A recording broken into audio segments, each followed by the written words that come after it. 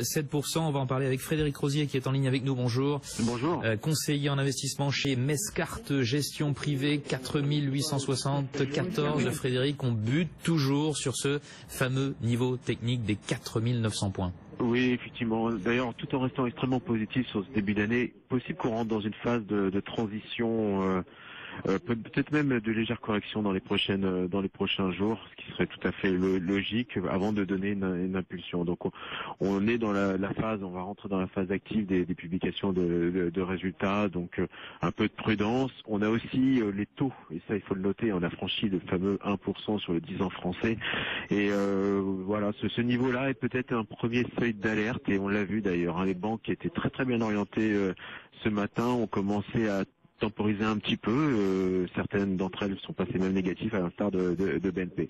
Donc les taux sont peut-être aussi aujourd'hui un petit facteur de inquiétude, légère inquiétude, qui temporise la hausse du marché. Un petit mot de ST Micro, c'est la sensation du jour dans un marché baissier. Oui, on l'avait souligné, je ne sais pas si vous vous souvenez, il y a un mois, ce secteur des semi-conducteurs, et on disait qu'il y avait des perspectives assez encourageantes sur l'ensemble de la cote au niveau des semi-conducteurs, que ce soit STM mais également Soitec. On avait évoqué ces sociétés. Alors pourquoi effectivement les résultats sont d'excellente qualité et montrent que finalement STM c'est une société qui connaît de la décroissance depuis 5-6 ans. Alors on n'est pas toujours tout de suite en retournement, mais clairement il y a des signaux assez encourageant, notamment d'objectifs d'amélioration de la marge opérationnelle. On voit que l'arrivée des nouvelles technologies, des produits connectés, l'IoT, l'automobile, on avait évoqué la dernière fois l'e-call, hein, ces fameuses véhicules qui aujourd'hui communiquent vers le monde extérieur en cas notamment de danger. Et bien tout ça, ce marché à forte valeur ajoutée est en train de prendre de l'importance au détriment bien sûr des semi-conducteurs classiques liés notamment à l'informatique domestique. Donc ces chiffres de Soitec, par exemple, qui montrent une croissance de l'ordre de 7%, les marges opérationnelles de STM qui sont pas loin des objectifs fixés par la société, on est à 8,2, on donne 10% de marge opérationnelle, montre clairement qu'on est dans une dynamique haussière. On n'a qu'à voir d'ailleurs le parcours de bourse de ces deux sociétés depuis quasiment 3 ou 4 mois. C'est un parcours assez exceptionnel, de l'ordre de 100% de progression. Donc voilà, ce n'est à mon avis que le début. Ça doit temporiser un petit peu, mais on est clairement aujourd'hui dans une nouvelle ère finalement sur l'univers des semi-conducteurs. ST Micro qui gagne maintenant 8,66%. Et nous aurons son directeur général Jean-Marc Chéry dans un quart d'heure sur notre antenne en direct. Merci beaucoup Frédéric. Nous on se retrouve dans une heure. À Wall Street, on voit qu'on est maintenant très mitigé sur les indices américains. Oui, mais on reste quand même sur un marché qui semble être solide. Non, vraiment, le facteur peut-être déterminant, ça a été l'accélération sur les taux longs, le fait qu'on soit passé bien au-dessus des 1% sur le 10 ans français. On est à 1,05 au moment où on se parle. Le secteur bancaire a commencé à fléchir un petit peu alors qu'il tenait la tendance. BNP est à -1 par exemple, alors qu'on était en forte hausse tout à l'heure. Société Générale baisse également de 1%. Donc c'est vraiment le secteur des financières aujourd'hui qui a créé ce retournement sur le marché, et on a bloqué sur cette petite barrière des 4900 points. Les valeurs dont on parle aujourd'hui, on a l'impression aussi que c'est des prises de bénéfices aussi qui pèsent sur l'indice parisien. On atteint une sorte de limite au niveau du rallye qui a concerné toute la fin de l'année 2016. On est dans une phase je signalais tout à l'heure, une phase un peu transitoire. On a fait à peu près un mois de zone de consolidation, plus ou moins à plat. Il n'est pas impossible qu'on génère un petit peu de volatilité justement au regard de cette remontée des taux longs pour se redonner une impulsion courant février. Donc pour nous, on rentre dans une phase de consolidation de 2 semaines, à peu près 2-3 semaines, aller chercher peut-être un point bas vers les 4740 points, peut-être 100 points à perdre, puis après redonner une dynamique haussière. Mais le déclencheur a été clairement pour moi la hausse des taux longs. Très bien, merci beaucoup Frédéric Rosier. On vous retrouve à 17h30 pour le fixing, puis pour la clôture définitive à la Bourse de Paris. Sabrina Quagliozzi est en direct avec nous de New York depuis le Nasdaq Market Site. Sabrina, je vois du rouge, je vois plus beaucoup de vert. Eh ben oui, à part le Dow Jones qui tente de rester positif, plus 0,1% sur l'indice, au-dessus toujours des 20 000. C'est moins clair pour les deux autres indices. Le Nasdaq recule de 0,1%. Le S&P 500, 2297 points inchangés, avec des indices qui reprennent un petit peu leur souffle après le record d'hier sur les 3 indices américains. Une séance chargée, marquée par pas mal de statistiques, des chiffres partagés. On a eu une hausse des inscriptions hebdomadaires au chômage de 22 259 000. Alors certes, on reste au-dessus des 300, en dessous des 300 000. On a eu également des données concernant le secteur immobilier. Grosse déception de ce côté-là, puisque les ventes de logements neufs ont reculé et ressortent nettement en dessous des attentes sur le mois de décembre. L'actualité des entreprises marquée par des annonces au chapitre fusion-acquisition. On a Verizon qui explore un rapprochement avec Charter Communications, selon les informations de presse, qui fait bondir le titre Charter.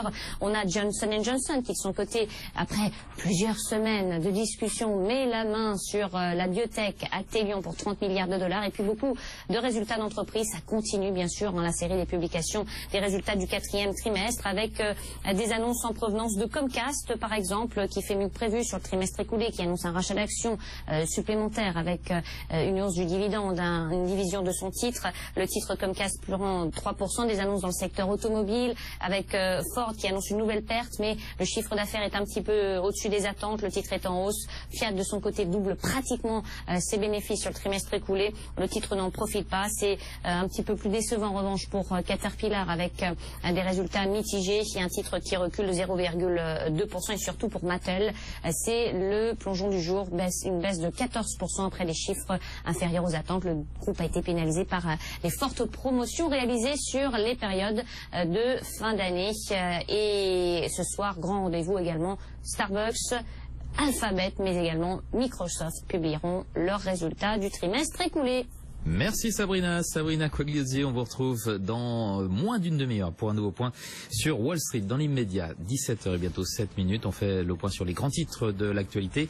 À commencer par la Grande-Bretagne et le gouvernement de Theresa May. Ça ne change pas grand-chose à votre analyse? Non, de période de consolidation, comme on l'a signalé. Le secteur bancaire s'est retourné dans la séance.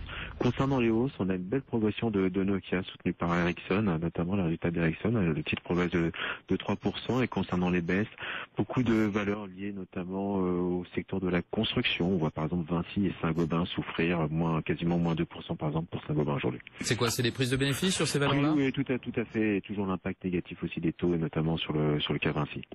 Et puis hors CAC 40, ST Microélectronique, ça c'est vraiment la sensation, plus 7,54%, et Soitec fait encore mieux, plus 12%. On l'a signalé, c'est vraiment un secteur qui s'est complètement retourné depuis quasiment 6 mois, avec de nouveaux débouchés notamment sur les produits connectés, beaucoup de restructuration, des programmes notamment d'augmentation de capital pour Soitec, restructuration, nouveaux business plans. Donc on a un secteur qui a été porté par des fusions-acquisitions, on se souvient notamment d'Arm. Donc c'est clairement une dynamique positive et qui risque de l'être pendant pas mal de temps encore. Et merci Frédéric, on vous retrouve dans quelques minutes pour la clôture à la Bourse de Paris, clôture définitive, il sera 17h35 dans l'immédiat, 17h bientôt 32 minutes, Sabrina à Wall Street, on est toujours très partagé. On est toujours partagé, on a toujours un Dow Jones qui résiste, plus 0,1%, même si on est loin des plus hauts niveaux de la séance. On était à 20 000, 111 points tout à l'heure. On ne progresse plus que de 0,1%, mais on se distingue à la hausse parce que les deux autres indices sont dans le rouge. Le S&P 500, 0,1%, 2296 points. Quant au Nasdaq, on est inchangé avec un pied négatif à 5653 points sur l'indice Nasdaq dans une séance très chargée. Si on parle beaucoup de statistiques économiques, toujours avec des déceptions concernant le marché de l'immobilier, avec les ventes de logements neufs qui sont sorties nettement en dessous des attentes sur le mois de décembre. On a eu les inscriptions hebdomadaires au chômage qui ont grimpé de 20 000. On reste néanmoins sous la barre des 300 000. On a toute une série d'annonces ou de rumeurs du côté du chapitre fusion-acquisition avec Verizon dans les télécoms qui serait en train de regarder de près Charter Communications. Les discussions seraient à un stade préliminaire selon les informations de presse. Dow Jones, c'est Dow Jones qui a sorti l'information. Ça profite en tout cas à Charter qui affiche une très belle performance. On a Johnson & Johnson bien sûr qui met la main sur la biotech après plusieurs semaines de discussions. 30 milliards de dollars. Et puis il y a beaucoup de résultats d'entreprises. Comcast notamment fait mieux que prévu et annonce parallèlement une hausse de son dividende, un programme de rachat d'actions supplémentaires et également une division de son titre par deux. On surveille aussi eBay, belle performance. On prend plus de 7% sur le titre après la publication de ses résultats supérieurs aux attentes.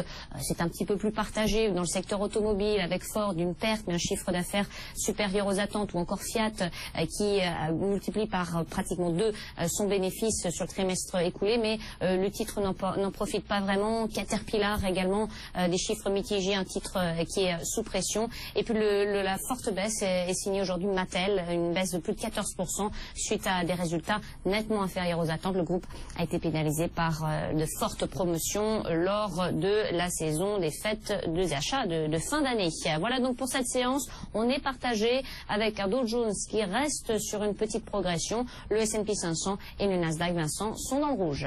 Merci Sabrina, on vous retrouve dans une toute petite demi-heure pour un nouveau point sur la séance à New York. Quand on regarde un petit peu les valeurs qui pèsent le plus sur le CAC 40, Wilfried Galland, on voit les banques, BNP Paribas moins 1,30 par exemple.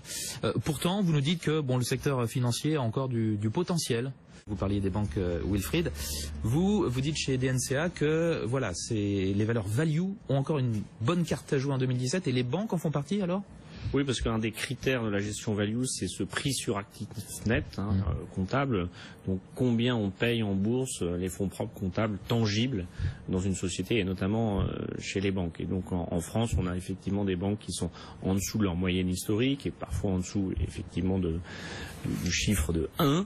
Et donc, c'est un secteur value. Il faut quand même remarquer que la performance a été exceptionnelle sur le dernier mois et demi. Donc, même si les taux montent et que ça baisse, alors que normalement la corrélation est plutôt positive, c'est-à-dire quand les taux montent, comme l'a dit Wilfried, c'est bon pour ce secteur. On peut avoir des dégagements comme ça certains jours. C'est un secteur qui a été voué aux gémonies et quasiment enterré vivant ou à demi-mort il y a quelques semestres, même quelques années. Il reste systémique. Donc on voit l'Italie nous a quand même rappelé qu'il y avait toujours des soucis et des fusions, des recapitalisations, mais on arrive un peu au bout du processus. Si on arrive à sauver le système... On n'a pas absorbé quand même toutes les créances douteuses. On n'a pas absorbé, milliards. C'est pas en sauvant Banca di Siena, décidément. Banca dei Paschi di Siena. Bene. Donc, c'est pas en sauvant Monte dei Paschi qu'on va résoudre ce problème quand même, non ? C'est une étape. Oui. Après, il faut réenclencher la machine à liquidité, réintéresser les investisseurs à ce secteur, ce pays, puisque c'est un pays qui est toujours dans un flou artistique, politique. Et donc, c'est un secteur qui fait partie de nos critères, qui répond aux critères value. Et donc, ça sera difficile, à mon avis, de faire de la performance. Et ça a été difficile l'année dernière déjà, si vous n'avez pas de banque, parce que c'est un secteur qui est très pondéré dans les indices, notamment français ou italiens, voire européens. Frédéric Rosier, Mescart Gestion Privée, vous êtes toujours avec nous. Que dit-on justement des banques qui sont en partie responsables, je parle de BNP Paribas en baisse d'1,2%, en partie responsable de la petite baisse du jour sur le CAC 40 ? On n'est pas défavorable, au contraire, même on regarde au cas par cas. Après, il va y avoir certainement un rééquilibrage en faveur notamment des banques d'Europe du Sud. On a vu que les banques européennes d'Europe du Nord, nordiques, néerlandaises, françaises ont bien performé. Donc là, on y va plutôt, on va dire de manière globale. On regarde notamment, il y a des trackers qui jouent ça très très bien. On ne veut pas prendre de paris forts sur telle ou telle banque, mais on essaie de jouer de manière rééquilibrée. Donc voilà, on regarde des trackers sur des banques européennes, zone euro par exemple, et on le joue de manière globale. Mais c'est un secteur effectivement qui nous intéresse. On pense que le mouvement haussier n'est pas terminé. Il a besoin peut-être comme l'indice finalement, de se consolider avant de repartir dans une dynamique positive. Sur le price to book, effectivement, on n'est pas cher, donc il y a encore de la revalorisation. Et clairement, la revalorisation doit s'effectuer peut-être plus vers les banques d'Europe du Sud, mais ça nécessite de prendre un peu plus de bêta, un peu plus de risques. Et ça, on préfère le faire de manière plus globale via des trackers notamment. D'accord. D'une façon générale, un petit peu votre impression sur la séance du jour. C'est plus une séance marquée par des prises de bénéfices. On reprend son souffle. Ça ne change pas vraiment la donne? Oui, je parlerais plus pour une forme de consolidation quand même. Le fait qu'on ait échoué sur 4900, qu'on s'envole pas au-delà des 20 000 sur le Dow Jones, il n'y a pas eu d'accélération, donc c'est pas forcément des points qui pourraient être enclencheurs d'une dynamique haussière. Donc on paraît plus sur une consolidation d'une dizaine de jours, quinzaine de jours, avant de repartir sur une accélération, et notamment tirée par ces fameuses banques. Donc voilà, on a des prises de bénéfices tout à fait naturelles. On se pose par rapport à cette augmentation des taux longs. On est à 1,05, la hausse est quand même significative. Elle n'est pas de manière à générer une tension au-delà de ce phénomène court-termiste, mais voilà, c'est nécessaire de temporiser un petit peu, et pour nous, on surveille les points de 4740, 4750 pour monter les curseurs, peut-être même totalement investis à ces niveaux-là. Du côté des hausses, Frédéric, mis à part Nokia, Technip, FMC, on voit Pernod Ricard, Sodexo, Essilor, pas mal de défensives quand même. Faut pas les perdre de vue, ces défensives, il faut en avoir. On s'est aperçu quand même sur le marché que pendant 6 mois, on a eu un désamour de ces fameuses valeurs défensives au profit notamment du secteur bancaire. Et là, peut-être qu'on a été un peu dans l'excès. Alors c'est vrai que c'est pas des valeurs qui étaient, là je parle sous le contrôle d'Igor, mais c'est des valeurs qui étaient jugées quand même relativement chères, au regard notamment de la croissance globale. Donc on a été dans l'excès. Aujourd'hui, le marché s'intéresse de nouveau. En tout cas, on arrive sur des portes d'entrée, sur ces valeurs jugées un peu chères, et on repondère finalement un petit peu ces dossiers, mais pour l'instant c'est purement technique et c'est pas vraiment un mouvement de fond de revalorisation, mais c'est clair qu'on a été dans l'excès, on a besoin de repondérer un petit peu.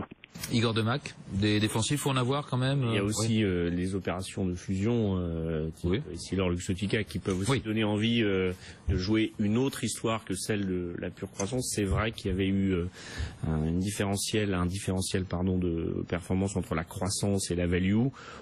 Techniquement, ceux qui avaient envie de repondérer un peu ces valeurs, parce qu'il y a des gérants croissance qui ont aussi des flux à investir, se tournent vers ce type de valeurs. On voit quand même que le monde émergent, la consommation émergente s'améliore. On l'a vu dans les chiffres du cognac avec Rémi Cointreau. Ce qu'on peut entendre même des grands horlogers, c'est que ça va un peu mieux. Donc toutes ces valeurs sont quand même assez chères. Et si elles avaient des meilleurs résultats, des publications un peu meilleures, ça influerait aussi sur l'appétit des investisseurs pour ces secteurs. Wilfried, un petit commentaire sur ce dont on vient de parler, justement, l'intérêt de tel ou tel secteur, notamment. Ouais, je pense les valeurs de consommation. Je pense qu'effectivement, les valeurs dites défensives, les valeurs qui génèrent un flux de trésorerie assez pérenne, avec de la visibilité, c'est en général un très bon socle de portefeuille, parce que justement ça donne de la visibilité. Après, toute la question, c'est toujours la même chose, c'est est-ce que cette visibilité-là, vous la payez trop cher?